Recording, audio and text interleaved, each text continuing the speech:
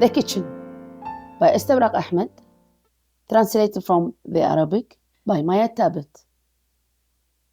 The Troublesome. The Sink. During her worst fits, my waters couldn't drown out her cries. Stacking plates, cups, spoons, and knives. Her fits flailed against the side of my bowl.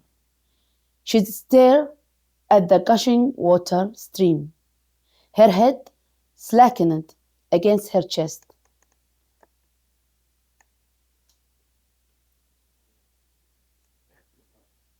In a departure from daily routine, she went on an angry, blabbering rampage, hurling her son's glass pill bottle into my lap, smashing cups and plates, and turning on the faucet. Water and bits of glass floated everywhere. Oh my, I got so dizzy and regurgitated the larger beasts that had lodged in my drain. She kept kicking me as I coughed my guts up, and she smashed more plates with the skillet. The spectre of her son appeared, grabbing her wrist firmly but tenderly, and wrapped his arm around her from behind. She stopped and breathed a deep sigh, but didn't raise her head or turn around. The cabinet.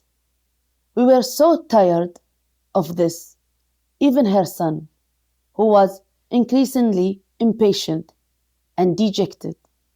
She was constantly screaming, cursing, and vituperating, threatening to dispose of us as she had done, just after the tragedy with some of his favorite things. Her anger at my stubborn drawers and doors was relentless. She kept pulling them out and banging them shut, and they ended up damaged or paralyzed. She went completely nuts. During her sister's last visit, she berated her son and cursed the kitchen, accusing everyone of causing her repeated breakdowns. When her sister tried to calm her, she became quarrelsome and threw her out. Despite the son's attempt to stop her, he came back an hour later, ignored her ranting, and busied himself with rampaging for the notebooks and pencils he kept in my drawers. She punched him in the back and spat out profanities about the kitchen, and then wept. The stove. It's the right decision. Her mental state of worsening. She isn't following the treatment, and she isn't going to her doctor's appointments. Earlier, she'd lit one of my burns, or eyes as we call them, and set on fire whatever paper of his she'd managed to get hold of. She went so far as to stuff his notepads and books in my oven, babbling hysterically, and then insulted and cursed me, claiming the oven still smelled of him. More recently, her frenzied outbursts have multiplied. Looking for a box of matches, she kicked the cabinet in, then gathered up his photos and papers, even his medical reports, and lit one of my burns, extinguishing her delusions, one by one. Then she stuffed jar dubray in the sink, the one hurting the most among us. And she cussed us out because we hadn't intervened when her son needed us and left, slamming the door. That's when I asked them to cooperate on a rescue plan. The sink got so excited. I began with the patience of Job. I whispered and whispered and whispered and whispered and whispered and whispered, and they agreed to the plan. The sun. She shattered my dreams, buried them, binding them with stones.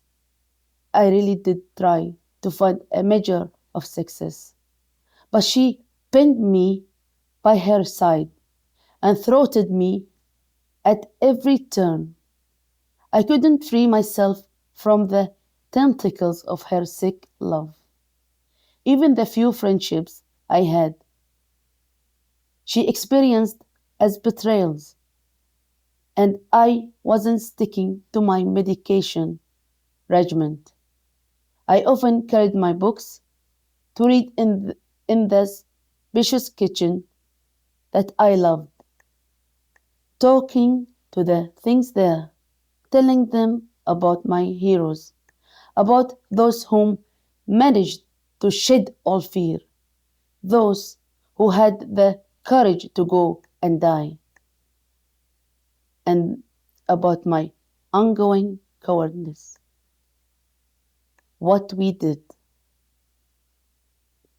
That morning, she came into the kitchen, weeping, and was surprised by the purple of water coming from the sink, glistening on the ground. She almost slipped, steadied herself, and grabbing onto the marble countertop, drew herself up and opened the lower cabinet door, bending down to look for some tape with which to strangle the holes. The panel of the upper cabinet fell on her. It cracked her head, and she fainted. The stove went on the attack and started leaking gas so that she could drink in death and drink abundantly, a poetic touch proposed unwillingly, I think, by the sun. And then we waited a long time for her one and only. He never came, and we never so much as caught a glimpse of him. That troubled the next door neighbor. She changed this past year. She didn't ever get in touch anymore or even go out. She vanished. The building watchman. She called me, insisting that we had to find someone to take the stove away immediately. She said its ambiguous whispering were getting more and more frequent, and I promised to sell it within days. The weeping sister. Her son suffered terribly from his dark moods and from her attachment to him. In the year that followed his unexpected and sudden death in the kitchen, her hallucination worsened, and she descended into a vortex of illusion that the kitchen had played a role in his death. The sun. I saw her heading into the kitchen. I heard her fall, and I got up to follow her, but froze. I later learned that the stove had spurred on the oven, remembering my story about a poet named Sylvia Plath, whom she increasingly resembled. The end. I hope you enjoyed my story. Thank you for listening.